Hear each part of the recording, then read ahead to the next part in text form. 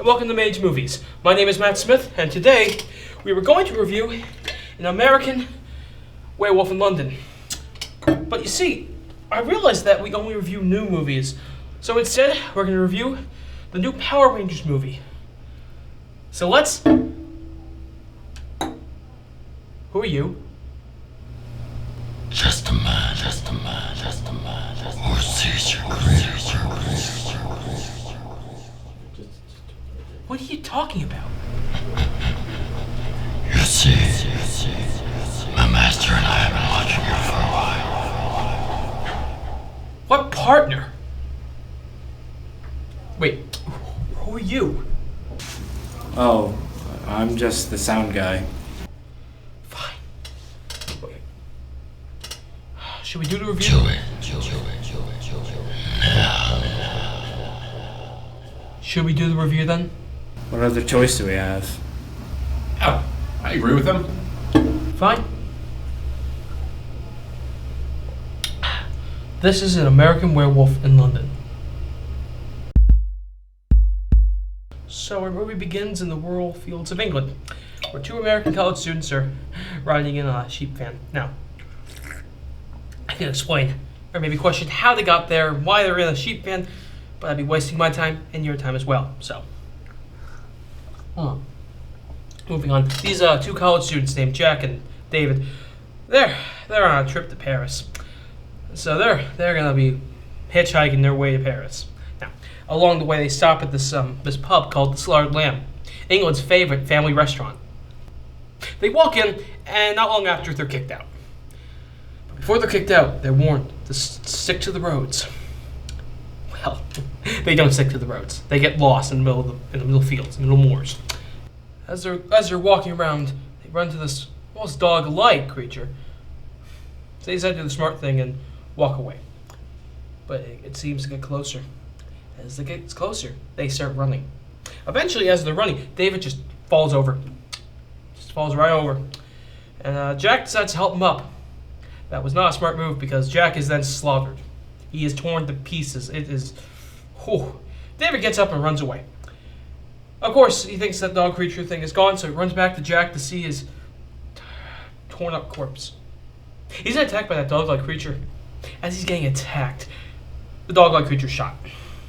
Turns out the people that shot him was the people from the Slaughtered Lamb that picked them out.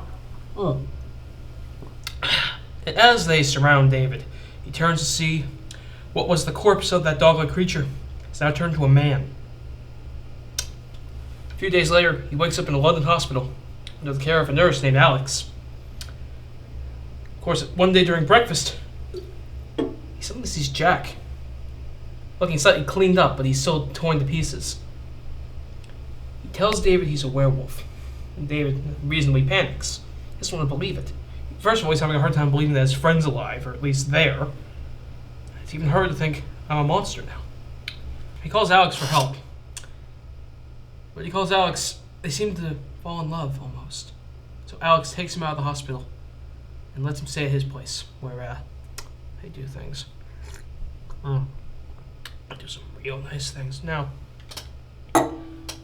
after a nice night of things, David goes to the bathroom and he goes to the bathroom and he sees Jack in the mirror.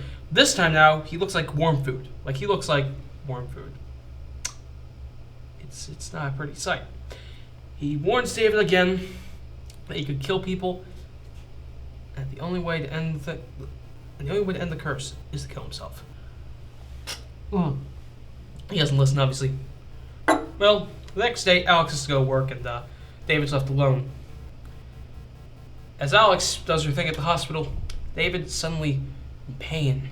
He suddenly feels like it's 1 billion degrees. That's just like he's sitting on the surface of the sun almost. He then turns into a werewolf. And that night, David attacks for the first time. Now we got the plot out of the way. It's time to actually talk about characters. David is a very well-balanced character. He's emotionally deep. He's dealing with a lot of trauma, not only the loss of his friend, but the idea that he's a monster now. And the performance is very good. Alex isn't just the typical love interest. She's not as bland as some others. She's got a good personality. Now, Jack is actually one of the best parts of the whole movie.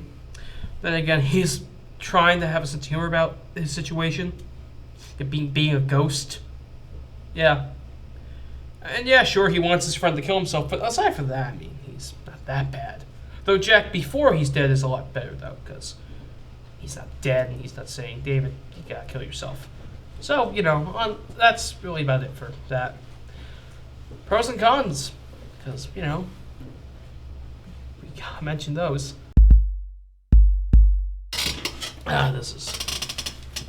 So pros, honestly, the makeup. That's the biggest pro I can think of. I mean, that makeup, it was so amazing it won an Oscar.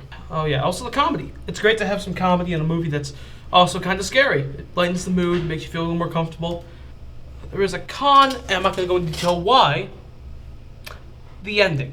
That's just, to me, not a satisfying ending. I'll leave it at that.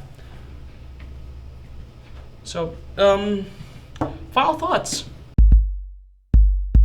Personally, I think that the movie is a very good horror film and a very good comedy film. And yeah, in 1981, people were mixed on the idea, well, what is it? Is it a comedy? Is it a horror? It's both. There are elements of it that are very funny, but then there are elements that scare you half to death. It's really a good mix of the two.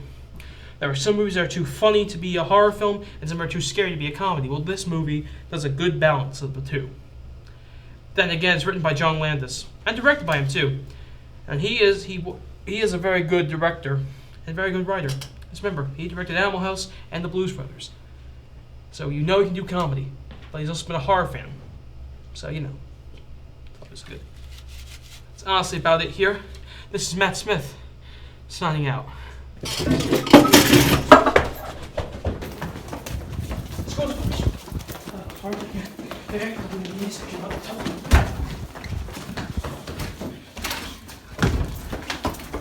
Hey.